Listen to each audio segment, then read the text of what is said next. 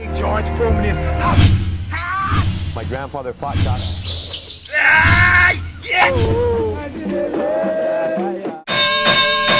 Grito marcial.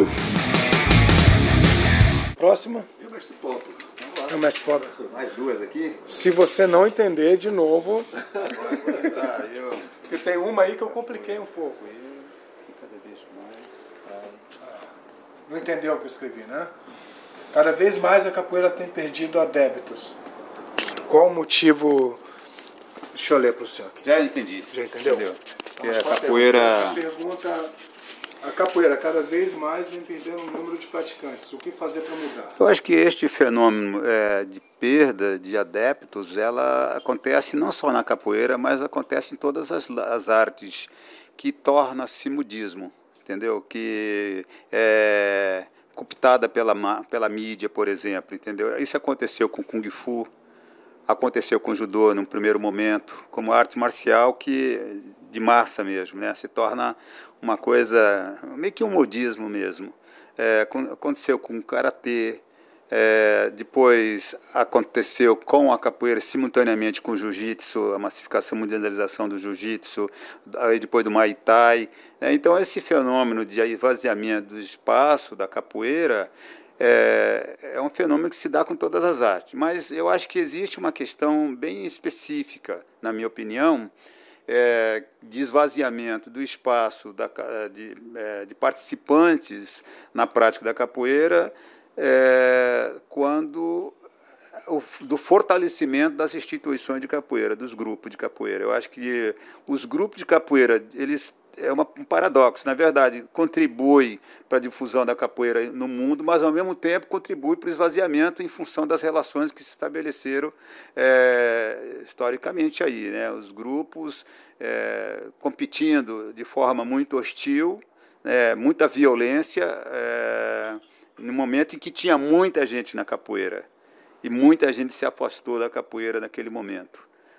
Então isso eu acho que foi uma contribuição que os grupos e os mestres deram, no primeiro momento, de divulgar, trazer, e depois essa prática de competição que aconteceu entre os grupos, a rivalidade entre os grupos, né? Eu acho que afastou bastante o público da capoeira. E depois muda-se também, né? Aquele público adulto que fazia capoeira, pelo menos aqui no Sul, diminui muito. E aí a gente volta-se para o público mais infantil. E hoje basicamente quase todos os grupos, professores aqui no Sul, trabalham mais com o público infantil, com a escolinha, infanto-juvenil, e a ocupação de espaços também, né? Eu acho que isso, de uma certa forma, mudou muito. Lembro-me que as academias, tinha muito aluno, as academias de capoeira, ou academia onde tinha capoeira. E eu lembro que eu tinha muito aluno, isso na década de 70, de 80, e depois foi esvaziando, e eu acho que o despreparo também da gente, de estar recebendo esse público diverso, também contribuiu, eu mesmo, por inexperiência e às vezes por a falta de uma didática, de uma pedagogia, da construção de uma relação mais humanizada, afastou muito também o público.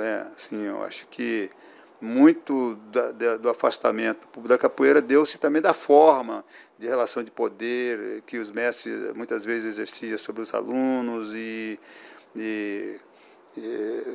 entre outros mestres também, os grupos, tudo isso aí de uma certa forma contribuiu para o afastamento do público da capoeira, principalmente os adultos.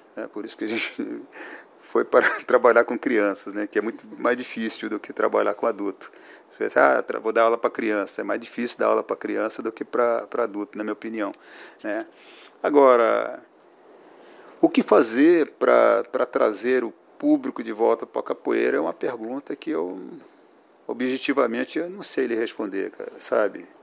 Eu acho que cada trabalho, né, cada mestre vai tentar uma estratégia através das redes sociais, enfim, não sei, eu não sei te responder, viu, Cavalo? Eu hoje trabalho com público bem pequeno e faço questão de trabalhar com público pequeno, assim, né? Eu já trabalhei com esse viés de grupo, de muita gente, e fui esvaziando, dado o desgaste que também proporciona, né? Você trabalhar com um grupo muito grande não é fácil, né? É muito difícil. E hoje eu trabalho assim, sem grupo, não tenho grupo, né? Portanto, o número de pessoas que tem aqui está muito bom, né? Assim, não é muita gente, mas mesmo que tenha poucas pessoas, também a procura é muito pouca hoje pela capoeira, né? As pessoas hoje preferem fazer talvez uma outra atividade, não sei se é a questão de informação, mudou muito a realidade, né? De 15, 20 anos para cá, né? Onde é esse esvaziamento desse público. Na minha opinião, acho que tem vários fatores que eu não sei te apontar objetivamente, assim. Talvez o mestre Jean possa falar. Muito bom. Bom, isso é uma coisa que, primeiro, é um fenômeno mundial, né? Salvo algumas exceções. Todas as pessoas que tenham conversado têm falado a mesma coisa, de um processo de esvaziamento. Em alguns lugares um pouco mais, outros lugares um pouco menos, mas a gente não vai voltar aos anos áureos, década de 80 e 90. Né? Nunca mais. Não nesse perfil, pelo menos em opinião. É só uma opinião, né? Eu gosto bem de diferenciar aquilo que é minha opinião e aquilo que são fatos. Porque, invariavelmente, o capoeirista quer confundir sua opinião com fatos históricos. São coisas completamente diferentes, né? Então, agora eu estou colocando uma opinião. Na minha opinião, o formato que tivemos para o desenvolvimento da capoeira, ele não retorna. O formato não retorna. Mas a participação das pessoas, num outro formato, sem sombra de dúvida.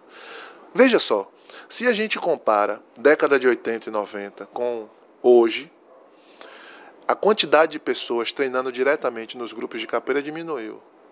Mas o acesso da capoeira no planeta é hoje assombroso.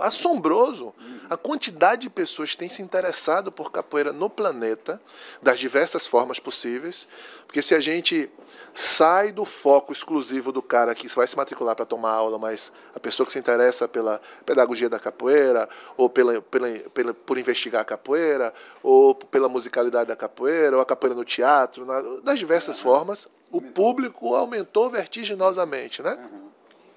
Então, eu acho que, a depender daquilo que a gente coloca como ponto de vista, a capoeira ela cresceu muito no planeta, muito no planeta. Reconhecimento institucional também, do Estado, por exemplo. A gente hoje tem um reconhecimento do Estado que a gente reclama o tempo inteiro, que ainda não está bom, nos falta muito, mas se você compara a década de 80 e 90, não tem como comparar.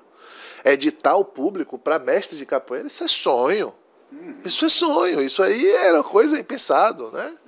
Então, hoje, até mesmo pelo reconhecimento do Estado, nível mundial, nível particular, o Estado brasileiro, nas diversas regiões ou estados, isso amplificou. Então, existe um reconhecimento social para a capoeira, que está longe do que a gente merece, mas está melhor do que foi antes.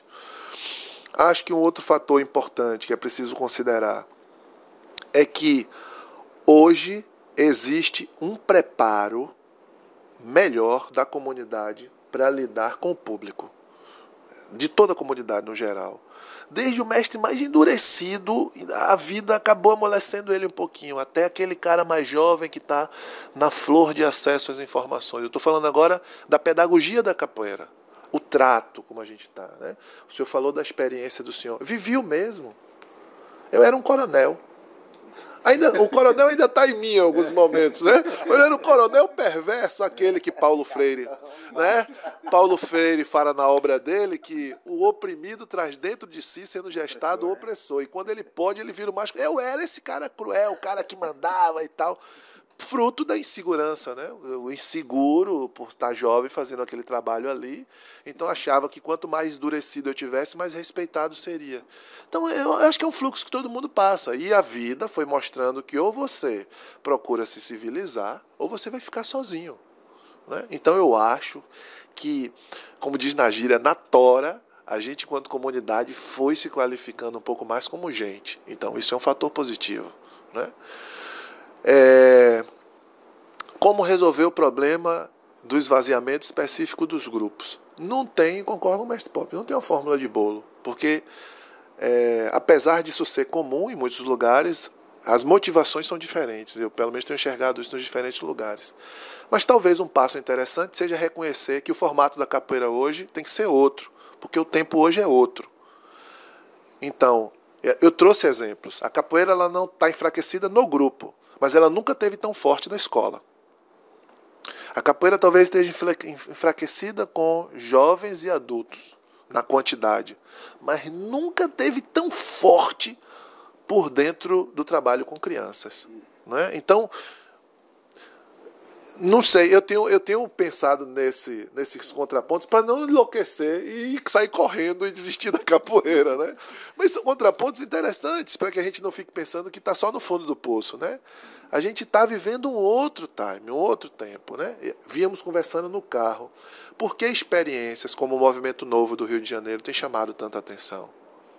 Por que experiências como experiências de fluxo mais aberto, rompendo barreiras de grupo, rediscutindo uma abertura para uma comunidade, tem hoje surtido um efeito melhor do que os eventos que são reservados, especificamente de uma bandeira e tal?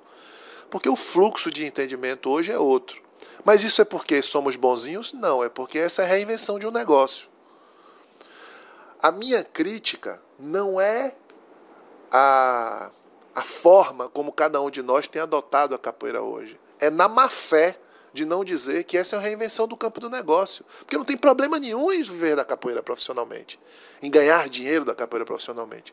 Todos os problemas quando eu tento fantasiar isso como algo que é bom para a humanidade sozinho e não bom para o meu negócio. Entende? Então, é importante que a gente reconheça que essa abertura, esse rompimento das barreiras dos grupos, essa discussão mais democrática, mais ampliada, não é só porque somos bonzinhos.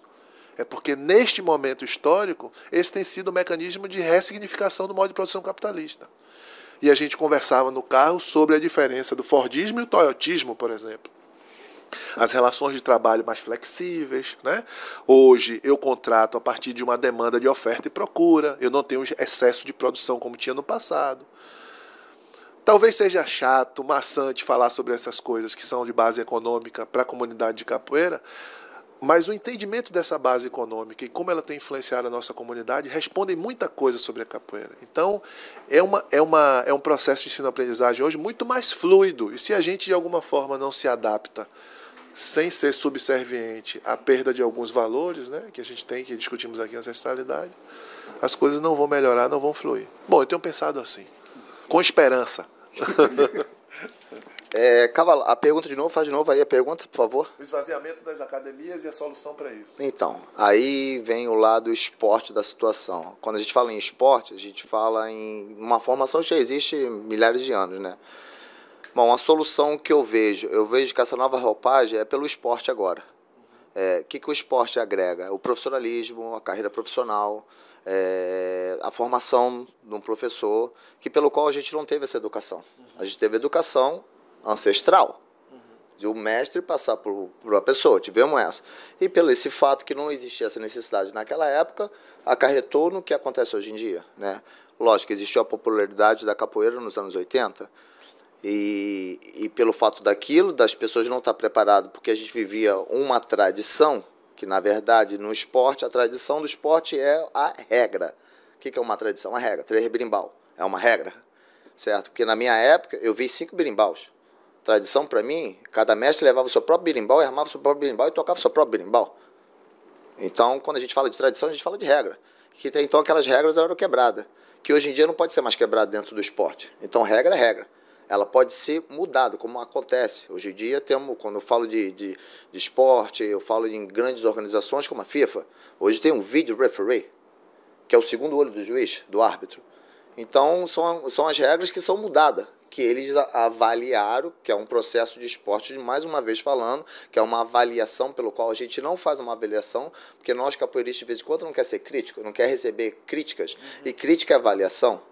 Onde você está errando, o que está acontecendo? Então, a gente aprende a nossa avaliação de uma forma dura. A vida ensina. Porque todos nós passamos por isso, todo mundo vai passar por isso. Então, se não existe esse processo de preparação pelo qual o esporte ou a educação ensina a gente vai ter um processo de andamento mais demorado. Então, é por isso que eu acredito, não perdendo a tradição, não perdendo a ancestralidade, tentando elaborar as duas juntas para tentar melhorar, para acelerar esse processo e para ter uma nova roupagem. O jiu-jitsu há 20 anos atrás não é o que é hoje. Hoje em dia não existe uma academia de jiu-jitsu sem menos de 150, 200 alunos. Tanto adulto, criança e velho. Velho não, pessoas idosas. O mestre de São Paulo tem um trabalho maravilhoso com pessoas idosas. E ele não usa a roupagem do esporte. A roupagem dele é completamente diferente. E por que ele não perdeu o aluno? Por que o trabalho dele está mais valorizado hoje em dia do que antes? Por que o trabalho da criança está mais valorizado hoje em dia do que não era nos anos 80? Porque a estrutura, ou a tradição, ou a ancestralidade, o que for, não dava espaço para a criança. A criança dava uma porrada. Dava uma benção, ninguém tinha perdão. Não tinha, era um vale tudo na situação. Mas então a gente tem que analisar, fazer avaliações sobre isso, ser aberto perante os tópicos, para poder analisar e, em conjunto, tentar melhorar a situação. Porque eu acredito no profissionalismo, a capoeira não te dá uma carreira profissional. A gente tem que profissionalizar, não é profissionalizar, mas é educar e preparar melhor as pessoas. A gente tem que trabalhar isso. Nós, quem está ali, temos que fazer isso. Como? Pela educação. Nelson Mandela lá fala, eu falo isso toda hora, porque eu tenho isso estampado na minha parede. Educação é o passaporte do futuro, e o futuro pertence àqueles que se preparam hoje. Se a gente não conseguir se preparar agora, o futuro vai acabar. Essas crianças que têm 100, 200 fazendo, quando ela chega no estágio dela de 13, 14 anos, o pai não vai obrigar mais a fazer, não tem mais controle, não tem sim, não tem uma estrutura que o pai fala, pô, isso é legal, esse esporte capoeira vai dar um negócio legal para o meu filho vai poder se tornar um grande atleta de ponta, vai ser uma medalha de ouro, um Medina, um Neymar. A nossa capoeira não oferece isso. E a gente tem que pensar por esse ponto de vista também, e sem desvalorizar a tradição, sem desvalorizar o esporte, pelo contrário, trabalhando junto. É esse que é o papo. A gente deu uma volta ao mundo, puxamos as perguntas e a resposta está aí. A gente tem que fazer um trabalho de conscientização, de valorização, de avaliação, ver onde está errado, dar uma palmatória e corrigir o processo e bola para frente, cara, porque tem uma criançada vindo por aí. O que você falou, você tem razão, a capoeira lá fora está forte. Só que a gente dividiu. Agora, não é que a capoeira quebrou. O esporte, antigamente era estilos de luta. A gente falou sobre isso no carro. Hoje em dia não é mais estilo de luta. Hoje em dia as lutas são misturadas. O cara que faz capoeira faz jiu-jitsu. O cara que faz jiu-jitsu faz grappling. Entendeu? Então é um mix martial art. Entendeu? Então o esporte também deu uma quebrada. Antigamente era só aeróbico. Subir lá no boxe lá. Hoje em dia não é só. É crossfit. Então o esporte também deu uma tradição. Os Jogos Olímpicos, antigamente, era só o formato olímpico. Hoje em dia tem skate, tem surf, que vai entrar em 2024, tem breaking. Break é break dance. E por que a nossa capoeira não entra nos Jogos Olímpicos? Existem vários formatos. A capoeira eu acho que vai fortalecer mais fora das Olimpíadas do que dentro da Olimpíada, mas a gente tem que fortalecer esse formato de uma competição. Não é engraçado, né? Não é que não é a competição que vai ajudar a capoeira, mas é a infraestrutura pela qual o esporte oferece a capoeira. E aquilo que eu voltei do começo, o esporte sempre teve acompanhado da capoeira desde o começo, sempre ajudou a capoeira e a capoeira sempre ajudou o esporte.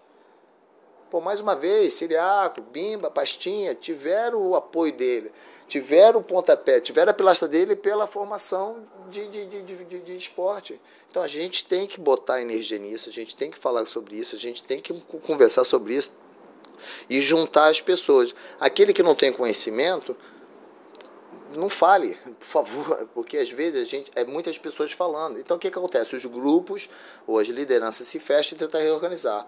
Aí o que acontece? Aí vem outras conversas, né? Aí o cara não é brasileiro, então não pode.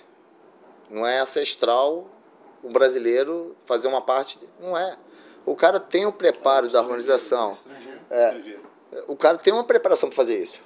O cara é aquilo, é a genética dele, entendeu?